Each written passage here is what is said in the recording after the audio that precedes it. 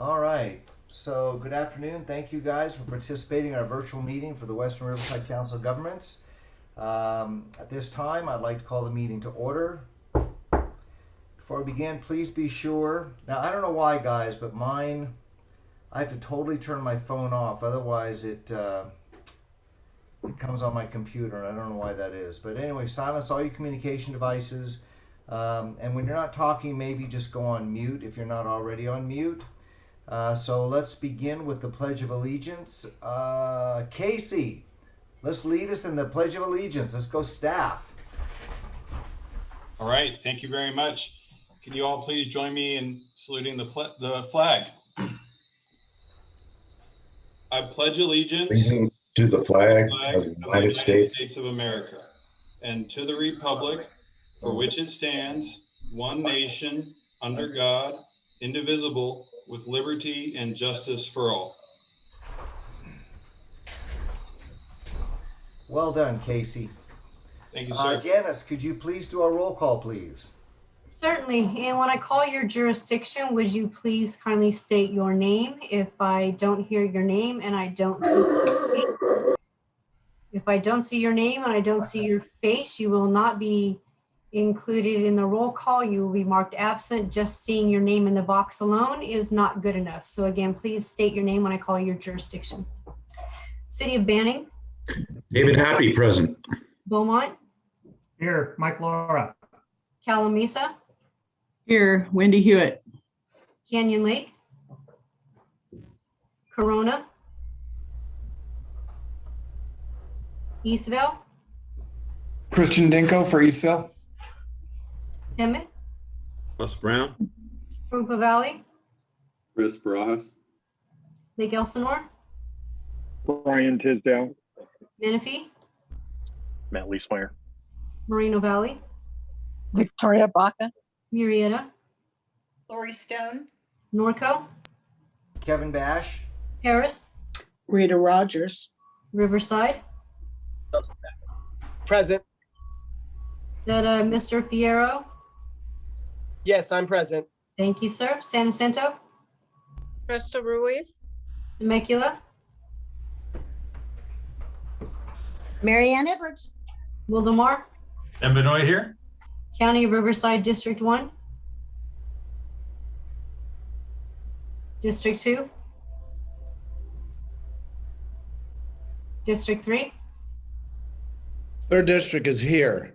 Thank you, sir. District 5. Jeff Hewitt is here. District 2 is here. Thank you, ma'am. Eastern Municipal Water District. David Slauson, present. Western Municipal Water District. Brenda Dunstead present. Riverside County Superintendent of Schools. Gomez present. Wrcog TAC Chair.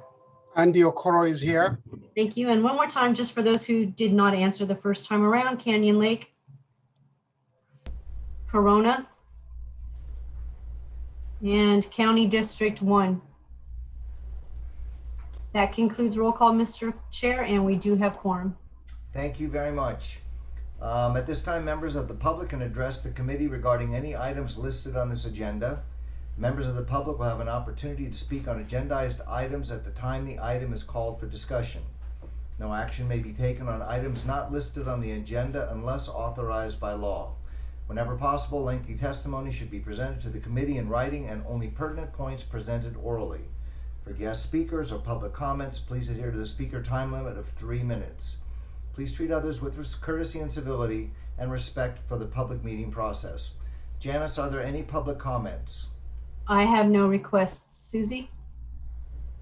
I have no requests. Thank you. I read all of that and shoot. All right. Chairman Nash, this is Arnold San Miguel Sky. Can I just make a very quick public comment? Yes, absolutely. Hey, I just want to let everybody know that Clint Lorrimore is going to be sworn in as the SCAG president at our General Assembly meeting this Thursday. Just let everybody know that, in case you didn't know. Wow, that's pretty cool. Thank you. Moving on to consent calendar. All items listed under the consent calendar are considered to be routine and may be enacted by one motion. Prior to the motion to consider any action by the committee, any public comments on any of the consent items will be heard. Janice, do any members of the public have questions or comments? I see no request. Do any of the members wish to pull any consent item? Can I have a motion and a second to approve the consent calendar? Daniel Sento moves. Second, Benoit. So, got that, Janet? Yes, sir. Conduct a roll call vote, please. Banning, Yes. Beaumont, Yes. Calamasa, Yes. Corona, I'm sorry, Canyon Lake, Corona, Eastvale, Yes. Hemet, Yes. Rupa Valley, Yes. Lake Elsinore, Yes. Menifee. Yeah. Moreno Valley, Yes. Murrieta, Yes. Norco, Yes. Harris, Yes. Riverside. Riverside, For space, and imagine an airplane flying over her head. Then when I saw her, I could remember, because I'll remember seeing the. Mr. Fierro, Oh. you're on. Mr. Fierro, we are voting on the consent calendar. Would you like to, you there? Yes, I apologize. Yes. Thank you, sir. San Jacinto, Yes. Temecula, Yes. Willamar, Yes. County District 1, District 2, Yes. District 3, Yes. District 5, Yes. Eastern Municipal Water District, Yes. Western Municipal Water District. Yes. That concludes the roll call vote for that item, and it passes. Thank you, Janice. Moving on to report 6A, Erin Sassy let me know that she has to take a relative to the VA. So we're going to be bypassing her. Is that still true, Janice? Erin, are you with us yet? I don't see her on the line. Yeah, she emailed me and she said she probably wouldn't be here. So moving on to 6B, Conservation Appreciation Month, Princess Hester. Hello, thank you, Mr. Chair. I'm Princess Hester. I'm the Administrative Services Director for the Western Riverside Council of Governments, and pleased to be here to announce this item 6B, which is Conservation Appreciation Month for the month of May.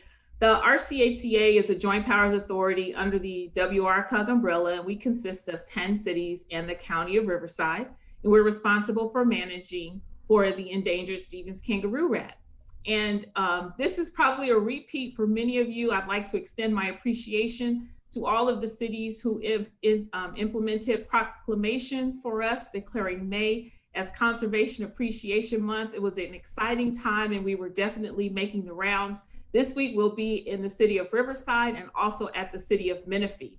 I'm also proud to announce that this year the RCHCA celebrates 25 years of managing conservation program in Riverside County. It's our 25th anniversary. We are extremely excited and proud of that.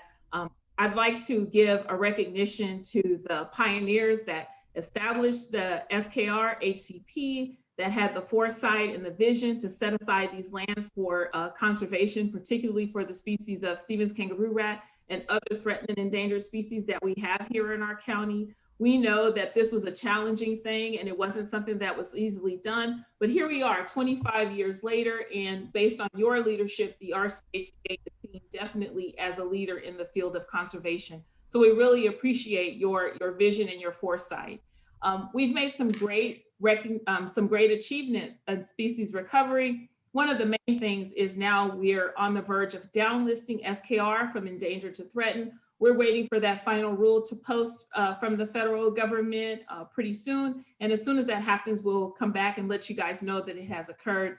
Another thing that we've worked on this year is implementing the first ever public access plan on our conserved lands. We recognize that one of the greatest assets that we have is creating public appreciation for these lands that are set aside for the species.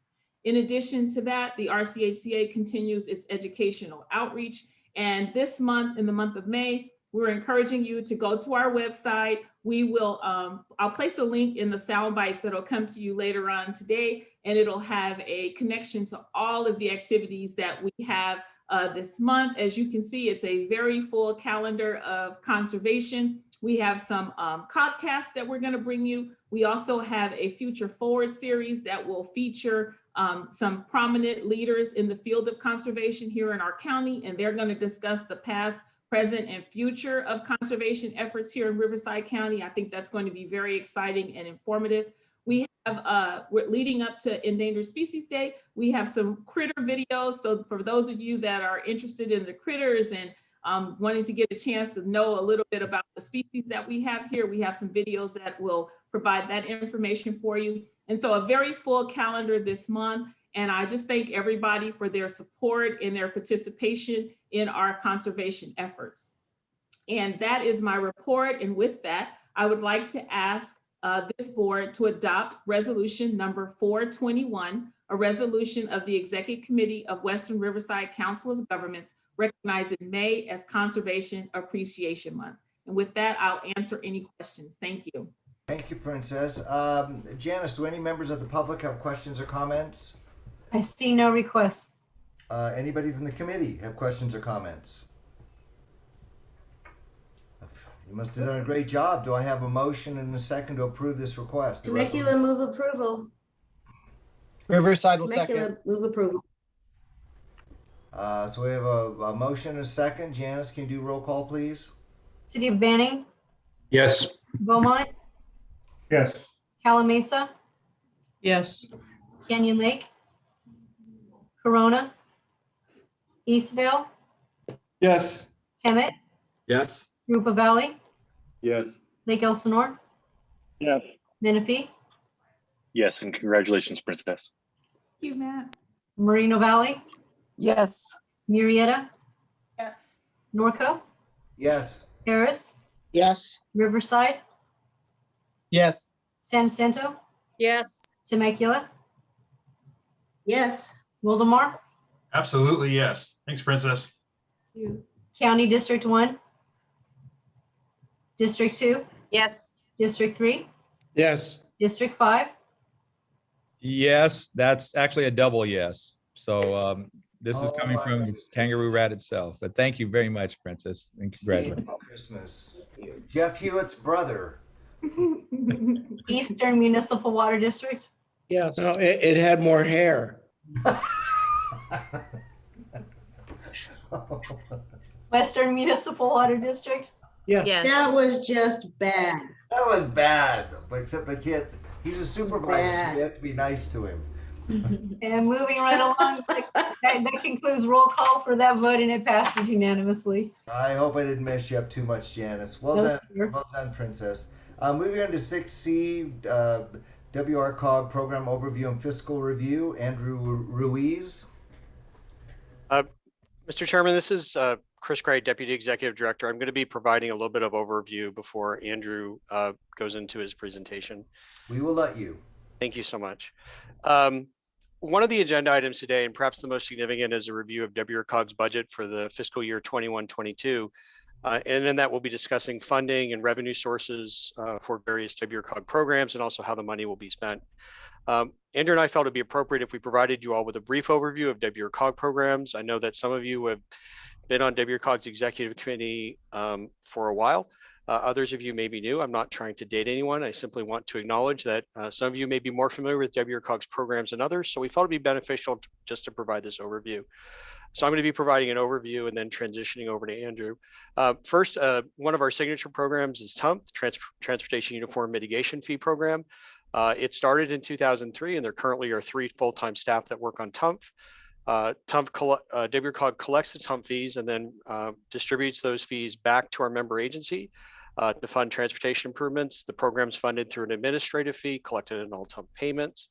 Another program is our active transportation program. Wrcog has developed and maintains a regional plan of bicycle and pedestrian routes. This program is funded entirely through grants, and we have 1 staff person who works on the program on a part-time basis. Our regional planning efforts, Wrcog has done this type of work for decades. It is funded by money provided by RTC through what are called local transportation funds and also various grants. We support the Planning Directors Committee. We do agency outreach and also fund a variety of planning studies. For example, the work we did on the economic impacts of COVID-19 and automation was funded through this program. Many of you have also are familiar with our grant writing program. Under this program, we write grants on behalf of our member agencies. There's one person who works on this program on a part-time basis as well. One of our most successful programs is the fellowship program, which has been around since about 2017 or 2018. It places recent college graduates or graduate students who work at a Wrcog member agency. This program is currently funded through general agency funds, and we have one staff person who works on this program on a part-time basis. Our solid waste committee might actually be Wrcog's longest standing continuously operable program. It actually began in 1989. This is funded through membership dues and various grants. There are 2 staff members who work on a part-time basis. This committee is primarily focused on recycling and other initiatives, and it is currently working on organic waste. We have a used oil program, and it's designed to encourage the recycling of used oil. It is also funded through grants, and we have 2 staff members who work on a part-time basis. Another longstanding program is the Clean Cities program, which is almost 25 years old. This is funded through a Department of Energy grant and member dues. One staff member works on a part-time basis. Our regional streetlight program began in 2014 and has completed the acquisition of 50,000 streetlights from SCE and transitioned them to our member agencies. It is funded through ongoing maintenance fees, which are paid on the streetlights, and we have one staff person who works on a full-time basis. Our REP program has been around for about 10 years, and it assists our local governments with making energy related improvements to public buildings, and it is partially funded with Southern California Edison and SoCal Gas. Again, one staff person works on this program on a part-time basis. And our final program is our PACE program. The program began in 2011. In 2021, early this year, Wrcog did stop issuing new assessments, but I wanted to make the committee members aware that we are legally obligated to serve the existing assessments. We have about 40,000 assessments still operational. The program is currently funded through an administrative fee, which is collected on these existing assessments. And there are actually 4 full-time staff members working on this program, and they are primarily helping respond to homeowners with calls and questions on issues such as refinancing and payoffs. Mr. Chairman, with that, I'm going to transition to our CFO, who's going to talk about how Wrcog did financially during 2021. Thank you, Chris. Thank you, Chris. Good afternoon, everyone. Andrew Rees, CFO with Wrcog. So as we developed last year's budget, we took a look at each of our programs and took a conservative approach due to some of the long-term impacts of COVID. Overall, our budget was cut by about 30% compared to the prior fiscal year. And most of this reduction was actually associated with the Temp Program, where we anticipated revenues to decrease. And in total, there were 2 significant changes to Wrcog's budget from when it was first originally adopted. And that's Temp revenues were actually much higher than anticipated, and the residential PACE programs were ended. And I'm going to talk more about those in my next presentation. Next, I want to just share a couple of graphical depictions of Wrcog's revenue and expenditure makeup. One thing that's been brought up in conversation before is how big Wrcog's budget is. And while it does hover around the $40 to $50 million range, a large majority of that is Temp. Essentially, you can see here, Temp comprises about over 75% of our budget. If you look to the left on the expenditure side, it may look like General Assembly is that shade of blue that takes up more than 75% of our budget, but I assure you that the General Assembly does not take up more than 75% of Wrcog's budget. Next slide, please. So in summary, even as we start to see things open back up and our economic conditions improve, we'll still continue to stay vigilant to any changes and remain conservative as we develop our budget going into next fiscal year.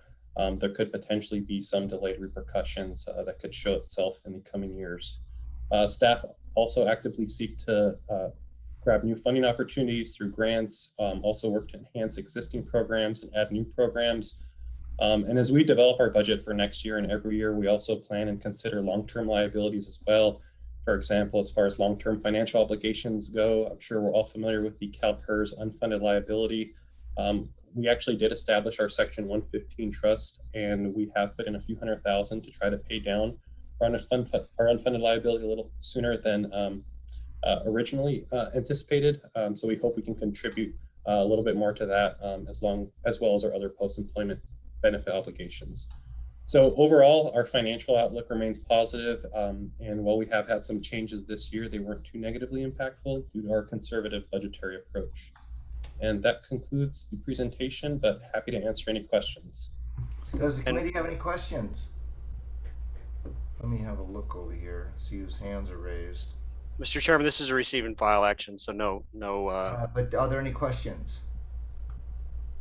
I think Mr. Laura has a question. Yeah. Just a real quick one. So in the PowerPoint presentation, I know you indicated that 3/4 of the budget is not General Assembly, but how much of the budget is General Assembly? So General Assembly is about a $300,000 budget. So our total budget's around, this upcoming budget's going to be around $57 million. So quite small. So Councilmember Laura, on an annual basis, WRCOG's General Assembly is about $300,000. That's paid for through sponsorships. We have a later presentation. We are going to actually be having a virtual General Assembly for this year. So our budget obviously for that is much less for a virtual event. But on a year-to-year basis, we typically spend about $300,000. And all of that money is recouped through sponsorships and donations from the folks participating in the event. Yeah, that's just, I just can't emphasize that last point enough, that this isn't money that's coming out of WRCOG's pocket. We work with our consultants and people we work with to sponsor the event and cover the entire cost. Okay, thank you very much. Seeing no other hands raised, I guess receive and file, let's move on. Going to 6D, preliminary draft fiscal year 2021-2022 agency budget. Andrew Ruiz again. Thank you, Mr. Chair. Good afternoon again. Andrew Ruiz, CFO with WRCOG, here to present our draft budget for fiscal year 21-22. So WRCOG has 4 departments: administration, transportation and planning, energy, and environment, that manage the programs you see here. First up, we have our administration department. So administration generates its funding from member dues and overhead, which each program has to pay a share of. Our expenditures include things like administrative staff, bank, legal, audit, office lease, IT, etc. And our total revenues and transfers in are about $2.4 million, with expenditures matching at $2.4 million. Next, we have our transportation and planning department. We have the Temp Program, which I'm sure you're all familiar with. And as I touched on the previous presentation, this is actually where our first big change happened in this fiscal year. As we originally anticipated Temp to decrease in collections, they've actually remained stable in total. We anticipated to bring in about $32 million, but what it's looking like now is we're going to be bringing in close to $50 million. And actually the primary reason for all of this is single family residential collections have dramatically increased this year. I believe in the Southwest zone, Chris, I believe the city of Menifee has had a bulk of that construction. Could you maybe touch on some of that activity we've been seeing this year? Yes, let me just say that I believe that half of San Diego County has moved to the city of Menifee in the past 6 months. But on a serious note, the city of Menifee has collected, we believe will collect over $10 million. Over $10 million in Temp fees will be collected in the city of Menifee, and almost all of that is for single family. Of that 50 million we anticipate collecting for this year, about 90% will be residential. So we are seeing, as Andrew said, we are seeing a significant uptick in Temp over the past year. And it also appears from our online permitting and fee collection system that there's a number of projects in process. So we anticipate that to continue for the foreseeable future. Thank you, Chris. So next we have 2 grants. One is a continuation of a grant we have this year, which is related to climate analysis, and another one is related to housing, which I'll touch on later.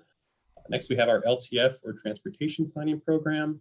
The Transportation and Planning Department also oversees our regionally supported programs, the Fellowship and Grant Writing Program. The Fellowship Program is being stretched out with the local match we were able to work out with our member jurisdictions on, so we will have another round of that next year. And grant writing, we do have some anticipated carryover that will program into next year's budget. And lastly, we have RIVTAM, which is a Transportation Analysis Modeling Program. And in total for the Transportation and Planning Department, we anticipate revenues to come in at about $51.1 million against matching expenditures at $51.1 million.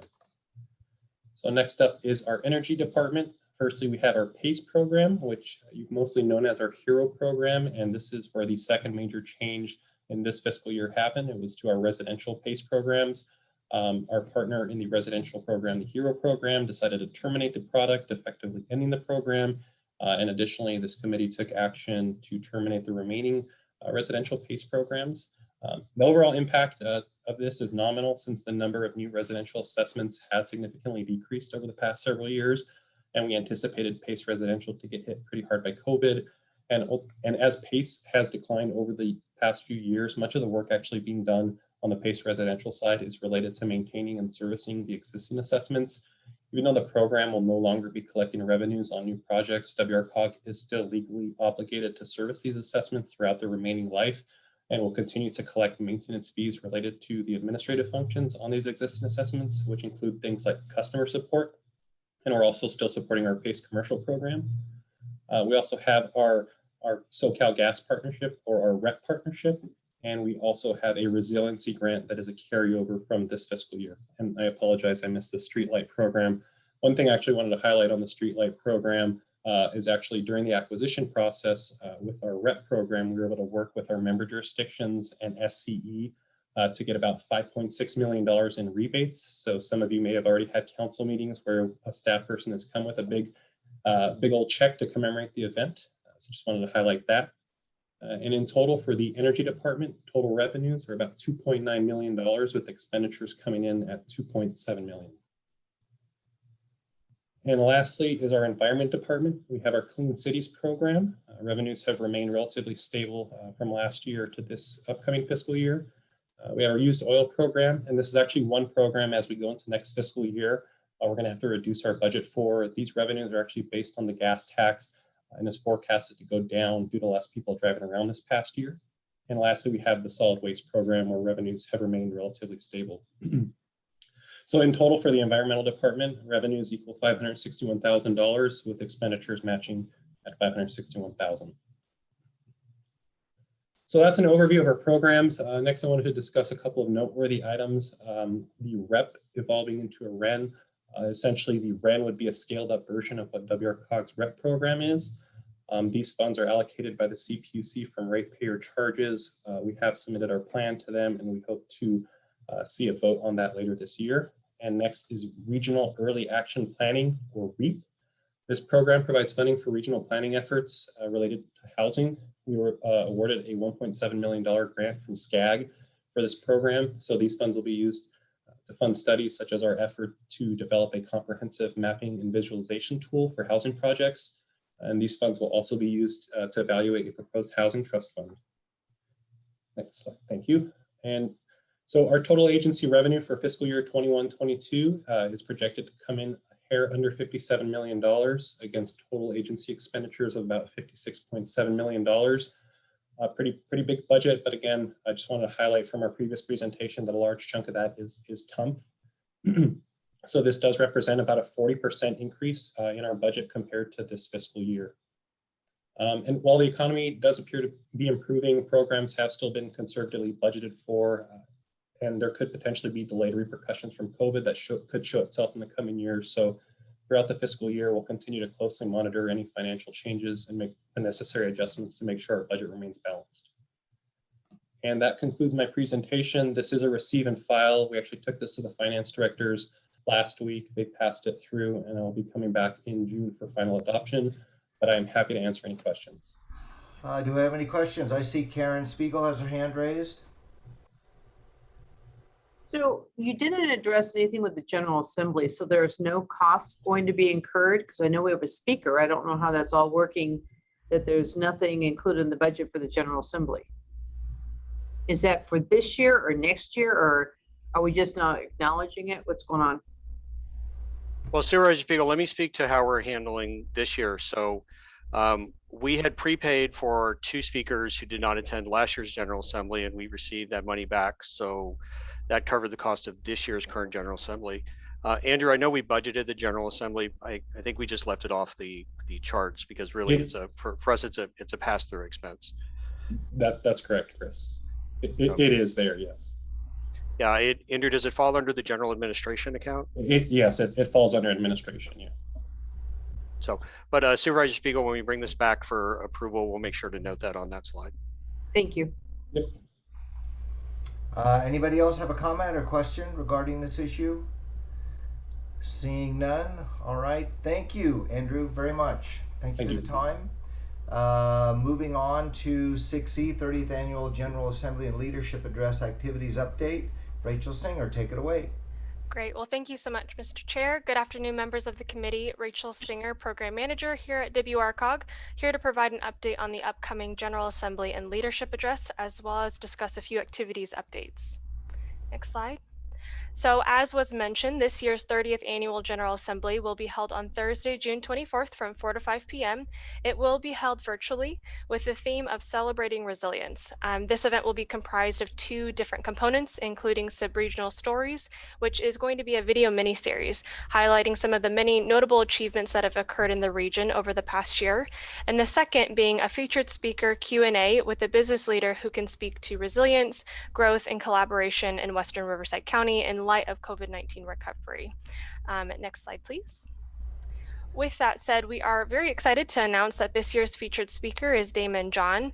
Damon John is the founder and CEO of FUBU, as well as the Presidential Ambassador for Global Entrepreneurship. But many of you may recognize him from ABC's hit show Shark Tank, and so we're very excited to host him at this year's event. Next slide. Taking a bit of a pivot, I'd like to take a moment to discuss Community Service Awards. As many of you are aware, Community Service Awards recognize outstanding individuals and organizations that have gone above and beyond their respective roles to support the community. Typically, Wrcog honors 2 to 3 recipients every year. And from an operations perspective, since this year's General Assembly will be held virtually, the selected Community Service Award recipients will be honored at next month's Executive Committee in June. Next slide. This current slide shows some of the many recipients of Wrcog's Community Service Awards. Just at a glance, I'm sure you likely recognize some of the many names of people and organizations that have made a difference in our communities. Next slide. This year, we received a total of 9 nominations, and last month, the Administration and Finance Committee discussed all 9 nominations and have forwarded 4 for us to discuss today. It's worthy to note that the Administration and Finance Committee wanted to advance 2 organizations, 1 government agency, and 1 individual for this year's awards, all of which I'll provide a brief overview of. Next slide. So our first nomination is Gurdwara Sahib Riverside, which is the Sikh temple in Harupa Valley. This nomination was put forward by Mayor Pro Tem Chris Barajas from the city of Harupa Valley. And the Sikh temple provided meal boxes to thousands of Riverside County residents starting in March 2020 through the end of the calendar year. These food drives were held at the Sikh temple as well as other local government sites. Next slide.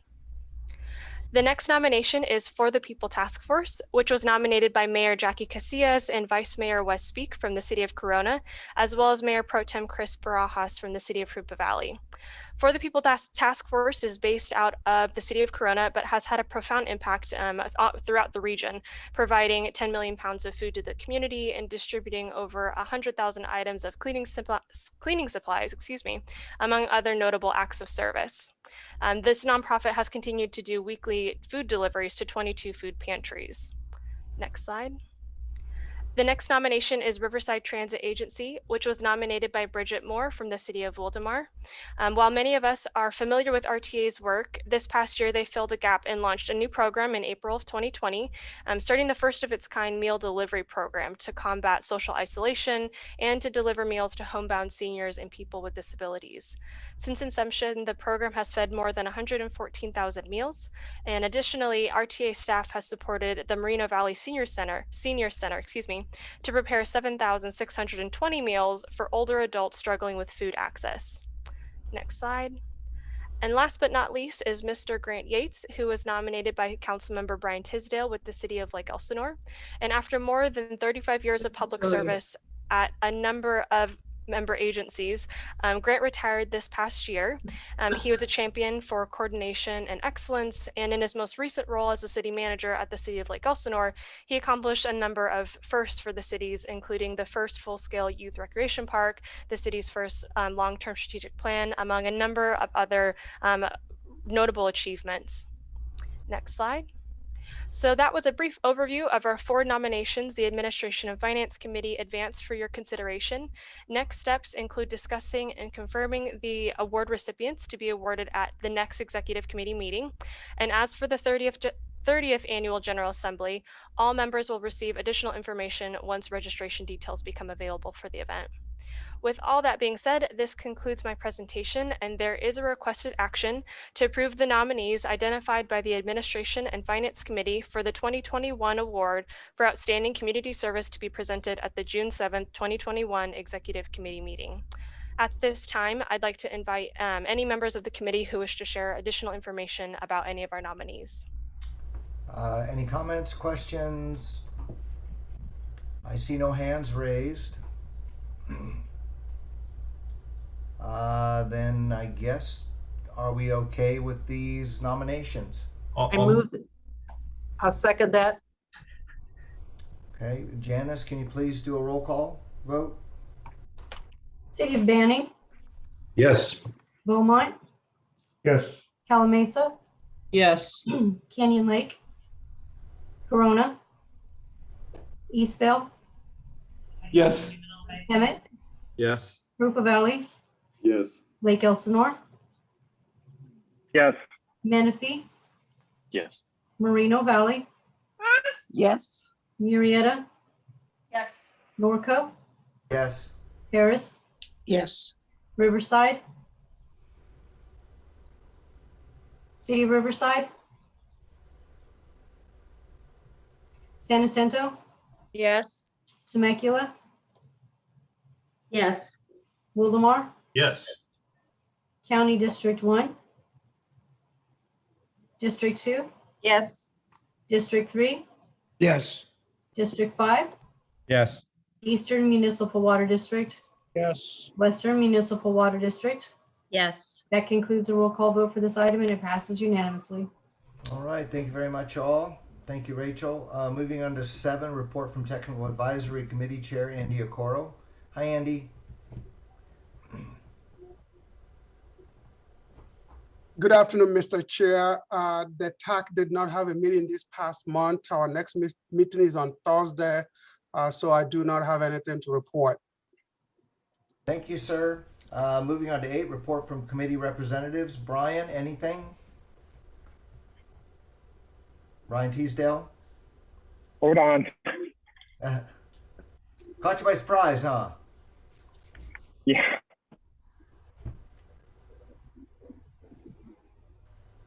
While Brian's getting ready, I'll go ahead and jump in. Go ahead. I'm sorry, I didn't have anything. Okay, thanks, Brian. Ben?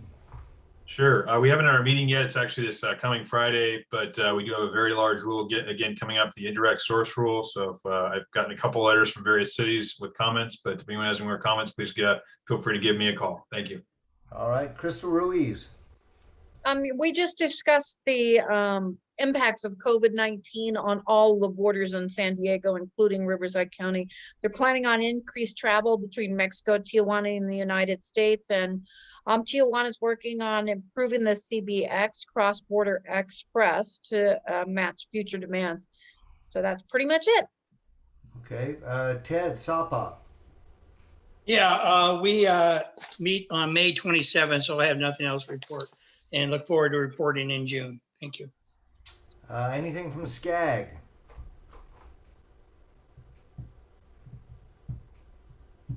Okay, hearing nothing.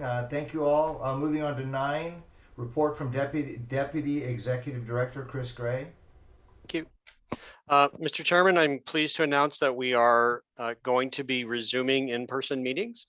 We're going to take some baby steps at first. So we'll be starting with an in-person administration, finance, and Western Community Energy meeting. Those will be in person on May 12th at Wrcog's office.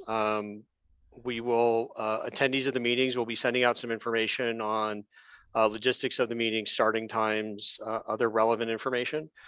We are currently talking to county staff about resuming an in-person executive committee meeting.